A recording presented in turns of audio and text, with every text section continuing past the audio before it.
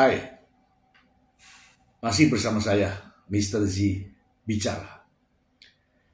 Tentu saja bicara tentang kebenaran, berdasarkan fakta, data, dan realita. Ini masih kelanjutan yang kemarin ya, terkait dengan adanya rekayasa kasus, ya, atau bahasanya kriminalisasi. Itu terjadi di lingkungan penyidik ya, lingkungan penyidik. Saya belum mau menyebutkan nama, tempat, dan bagaimana ya peristiwanya. Namun ini nyata, ini benar-benar nyata. Dan ini terungkap dalam sebuah forum yang sangat besar, yaitu gelar perkara khusus. Kejadian bermula dari ditetapkannya seseorang menjadi tersangka, kemudian melakukan perlawanan dengan cara mencari perlindungan hukum dan keadilan. Begini teman-teman, sebagaimana yang diatur dalam KUHP, dalam penetapan tersangka haruslah minimal memenuhi bukti yang sah. Bukti yang sah adalah keterangan saksi, keterangan ahli, petunjuk, keterangan terdakwa. Nanti kalau sudah di pengadilan, itu bukti yang sah. Bagaimana jika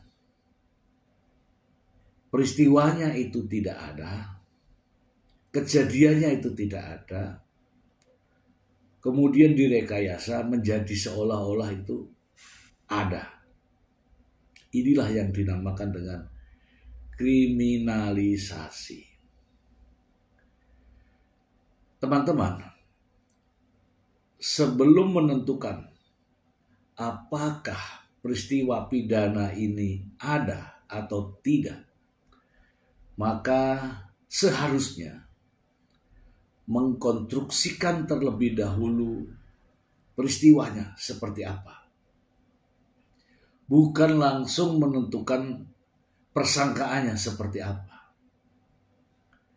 Inilah yang menjadi masalah ketika menentukan terlebih dahulu pasal, baru mengkonstruksikan peristiwanya.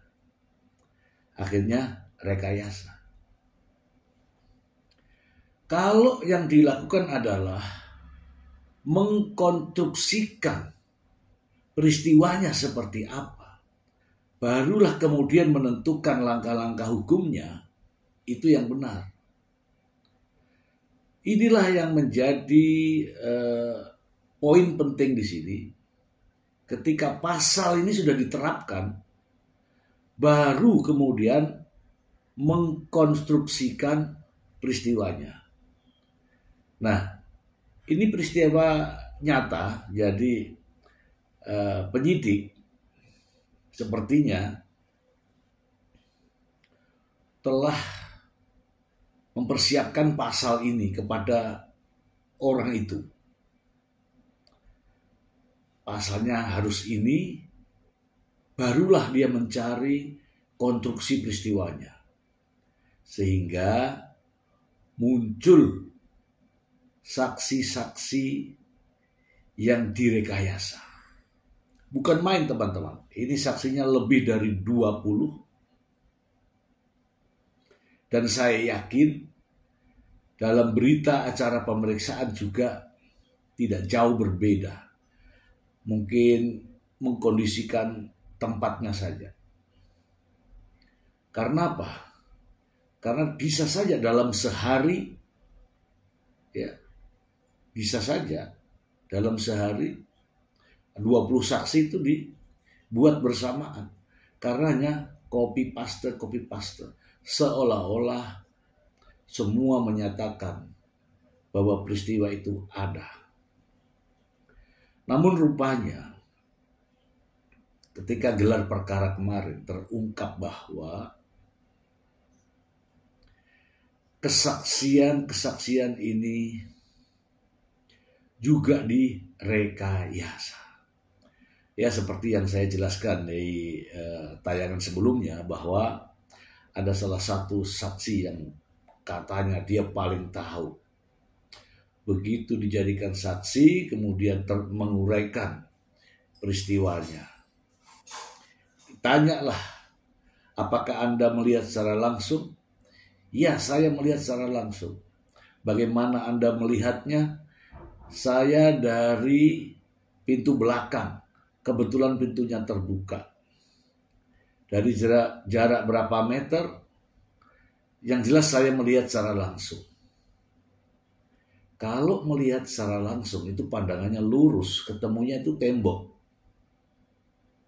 Sementara kejadian yang dimaksud, yang katanya terjadi, penyekapan, pemerasan, itu di sebelah sini. Jadi kalau temboknya begini, ini lurus ke tembok sana. Nah, kejadiannya itu ada di sini. Bagaimana saksi bisa melihat secara langsung? Mustahil. Dan itulah semua kesaksian. Kesaksian yang direkayasa. Ini saksi bukan hanya satu ya teman-teman ya. Saksinya ada lebih dari 20. Dan saya yakin berita acara pemeriksaan juga dibuat sedemikian rupa. Mungkin nanti setelah diaudit ya akan terlihat dengan jelas ya. Karena mengkonstruksikan pasalnya baru mencari peristiwanya, inilah yang mengakibatkan ya, serapi apapun, kalau itu direkayasa akan kelihatan. Faktanya adalah orang ini tidak ada persoalan, apalagi yang terkait dengan penyekapan, dengan pemerasan, tidak ada. Kemudian dibuatlah pasal, diterapkanlah pasal itu agar bisa dilakukan penangkapan, penahanan. Ya, memang itu rencananya. Pada akhirnya ditetapkanlah sebagai tersangka dan melakukan perlawanan. Dari perlawanan ini dilakukanlah gelar perkara khusus. Dari gelar perkara khusus inilah terlihat semuanya bahwa apa yang sudah dikerjakan oleh penyidik ini adalah rekayasa kasus. Dan anehnya, penyidik semuanya ini tahu. Bahkan saya sudah pernah menyampaikan jangan memaksakan kehendak. Tapi ya itulah, karena tidak mau dengar, dianggapnya mereka lah yang benar, ternyata semuanya rekayasa. Rekayasa kasus apabila itu dilakukan oleh penyidik, maka itu sudah melakukan pelanggaran etika profesi penyidik. Dan sanksinya nggak main-main. Bisa sampai pada demosi. Dan ini sudah dilaporkan ke divisi Propam Mabes Polri. Ya, mudah-mudahan tidak lama lagi divisi Propam Mabes Polri turun ke lapangan untuk melakukan audit investigasi untuk menindaklanjuti laporan tersebut agar tidak terulang kembali hal-hal semacam ini ya terkait dengan rekayasa kasus. Ini harapan besar ya. Karena laporannya direkayasa, laporan polisinya juga direkayasa, berita acara pemeriksaannya direkayasa, jelas administrasinya pun terimbas daripada rekayasa tersebut. Bagaimana bisa kasus itu tidak ada menjadi ada dan dituangkan dalam bentuk surat laporan polisi, surat perintah. Pada akhirnya adalah penetapan tersangka. Bagaimana bisa? Mungkin teman-teman juga kaget ini. Ini nyata teman-teman, nyata. Ini mulut saya berbicara dan bisa saya pertanggungjawabkan. Kejadian katanya di tahun 2022. Oke, saya ambil di bulan Oktober lah. Bulan Oktober tahun 2022. Kemudian bulan Oktober juga tahun 2023 baru dibuatlah pengaduan. Setelah ada kesepakatan nih rekayasanya. Pengaduan pada Oktober 2023. Kasus penyekapan dan pemerasan ini serius. Masa 1 tahun baru diadukan. Ingat ini baru aduan loh. Kemudian Maret tahun 2024 setelah dilakukan pemanggilan ya untuk klarifikasi, Maret tahun 2024 baru ada namanya SPDP.